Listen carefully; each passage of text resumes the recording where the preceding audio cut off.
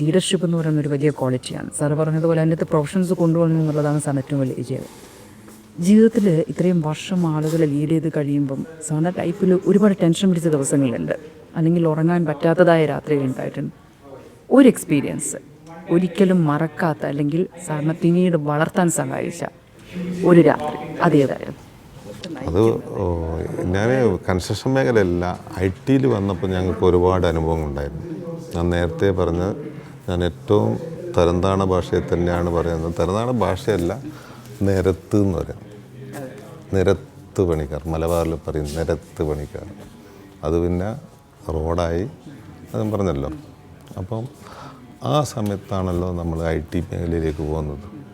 അപ്പം ഊരാളുങ്ങളെ പറ്റി മലബാറിൽ അറിയുന്ന ആൾക്ക് എല്ലാവർക്കും അറിയാം. ഊരാളുങ്ങൾ എന്തെങ്കിലും തുടങ്ങി അന്നും അറിയാം, അവർ വിജയിപ്പിക്കും. അപ്പം നമ്മൾ ചില ഫിനാൻസ് ബാങ്ക് അല്ലെങ്കിൽ ഫിനാൻസായിട്ട് ബന്ധപ്പെടുന്ന ആൾക്കാർ ഇതിൻ്റെ ലോണ് അല്ലെങ്കിൽ ഇതിൻ്റെ ഫിനാൻസ് ഞങ്ങളെ ബാങ്കാണ് അല്ലെങ്കിൽ ഞങ്ങളെ ഫിനാൻസാണ് എന്നും പറഞ്ഞ് അവർ വരികയായിരുന്നു. ഞാൻ പറഞ്ഞു ആവട്ടെ, പ്രോജക്റ്റ് ആവട്ടെ, അപ്പോഴാലോചിക്കാം. അന്ന് 200 കോടി 300 കോടി 600 കോടീൻ്റെ പ്രോജക്റ്റാണല്ലോ IT സൈബർ പാർക്ക് 2009. അപ്പോൾ പല ബാങ്ക്. അപ്പോൾ അതിൽ ഒരു ഫിനാൻസ്, പേര് ഞാൻ പറയുന്നില്ല, ഒരു ഫിനാൻസ് സ്ഥാപനം അവർ MD വരുന്നുണ്ട് എന്ന് പറഞ്ഞു. ശരി, പ്രസിഡൻ്റ് എവിടെയാണ് ഉണ്ടാവുന്നത്? ഞാൻ പറഞ്ഞു വേണ്ട, ഞാൻ അങ്ങോട്ട് വരും. ഒരു വലിയ ഫിനാൻസിൻ്റെ മാനേജിങ് ഡയറക്ടർ വരുമ്പം നമ്മൾ ഒരാളുങ്ങളെ പോലത്തെ നേരത്തെ പറഞ്ഞ ഭാഷയിൽ പറയുമ്പോൾ നമ്മൾ എപ്പോഴും താഴ്ന്നുണ്ട്. എവിടെയാണ് ചാമ്പരാന്ന് പറഞ്ഞു. ശരി, അപ്പോൾ കോഴിക്കോട് അവർ റീജിയണൽ ഓഫീസ് വരുന്നുണ്ട്. ശരി, 10 മണി. ഞാൻ 9:50 എത്തും. എല്ലാ ടൈമും കീപ്പ് ചെയ്യും. എവിടെയും നേരത്തെ പറഞ്ഞ ക്വാളിറ്റി എന്ന് പറയുന്നത് ഈ ടൈമെല്ലാം ആണല്ലോ, അത് കീപ്പ് ചെയ്ത് പോയി 9:50 എത്തി. അപ്പം മലബാറിലുള്ള മാനേജേഴ്സ് മുഴുവനുണ്ടായിരുന്നു. ഈ MDയും വന്നിരുന്നു. ഫസ്റ്റ് ഞങ്ങളെ വിളിച്ചു. പക്ഷേ എനിക്കറിയുന്ന ആളായിരുന്നു. പക്ഷേ എനിക്കറിയാവുന്ന കൂടുതലല്ലാണ്ട് അവർക്ക് ഇങ്ങോട്ടറിയാൻ സാധ്യതയുണ്ട്, എന്നാലും അത്ര അറിയില്ല. പക്ഷേ ഒരാളുകളെ പറ്റി നന്നായിട്ട് അറിയും ആളായിരുന്നു. പക്ഷേ ഭയങ്കര പരിഹാസമായിരുന്നു. ഞാൻ എൻ്റെ ഇന്നത്തെ മാനേജിങ് ഡയറക്ടർ,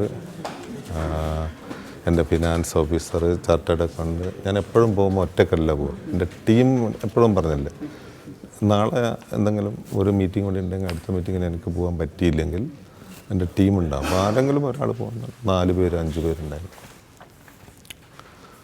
അപ്പോൾ പരിഹാസം തുടങ്ങി.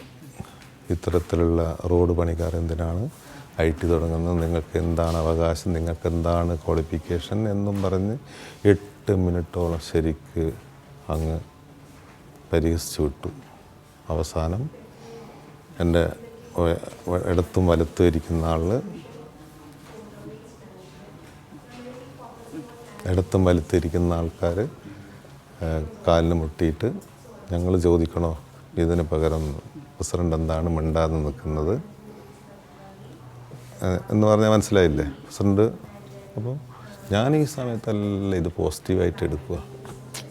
ഈ സംഭവങ്ങൾ മുഴുവനും നിങ്ങളൊരാളങ്ങനെ പറയണം, അതിന് അവകാശമുണ്ട്, നിങ്ങൾക്ക് അവകാശമുണ്ട്. ഞാനൊന്നിനും കൊള്ളാത്തവരാണ്, അല്ലെങ്കിൽ ഞങ്ങളൊന്നിനും കൊള്ളാത്തവരാണ്, വെറും റോഡ് പണിക്കാരല്ലേ, കാണിച്ചു തരാം എന്നുള്ള പോസിറ്റീവ് എനർജി ഇങ്ങനെ എടുത്തുകൊണ്ടിരിക്കുക. ഞാൻ അവസാനം മറ്റുള്ള മാനേജേഴ്സെല്ലാം ഭയങ്കര പ്രയാസമായി. അവരാണല്ലോ കൂട്ടിക്കൊണ്ടുവന്നത്. ഭയങ്കര പ്രയാസമായി. ഞങ്ങൾ ഇറങ്ങി, ഒക്കെ പറഞ്ഞിറങ്ങി. ഉടൻ തന്നെ അവരെ ഓഫീസിൽ കൊണ്ടുപോയി എൻ്റെ ടീമിനെ കൊണ്ടുപോയിരുത്തി. അവർ ഒരു പ്രതിഷേധമായിരുന്നു. എന്തുകൊണ്ട് പ്രസിഡന്റ്?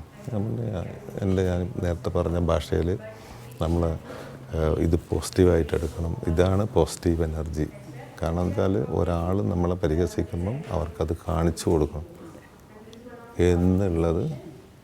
പക്ഷേ പിന്നീട് അതേപോലെ IT പാർക്ക് വന്നു, അവിടെ കമ്പനികൾ വന്നു, സ്വന്തമായി ULTS എന്ന് പറയുന്ന സോഫ്റ്റ്വെയർ കമ്പനി തുടങ്ങി. ഇന്നും ആ വ്യക്തി ഞങ്ങളെ കാണുമ്പോൾ ഒളിച്ചോടുക. പക്ഷേ ഇതുവരെ ഞങ്ങൾ പകരം ചോദിക്കാനോ ഞങ്ങൾ IT പാർക്ക് ഉണ്ടാക്കിയെന്നോ പറയാൻ പോയിട്ടില്ല. അത് നമ്മൾക്ക് പോസിറ്റീവായിട്ട് എടുക്കാൻ വേണ്ടി മാത്രം. അത് ജീവിതത്തിലെ ഏറ്റവും വലിയ, അതും സർക്കാരിൻ്റെ ഇത്തരത്തിലുള്ള സ്ഥാപനങ്ങളെ സപ്പോർട്ട് ചെയ്യാൻ വേണ്ടി ഇത്രയും ശമ്പളം കൊടുത്ത് ഉള്ള ഒരു ഓഫീസറാണ് ചോദിക്കുന്നത്. അത് ജീവിതത്തിൽ അപ്പം അങ്ങനെ കുറേ അനുഭവം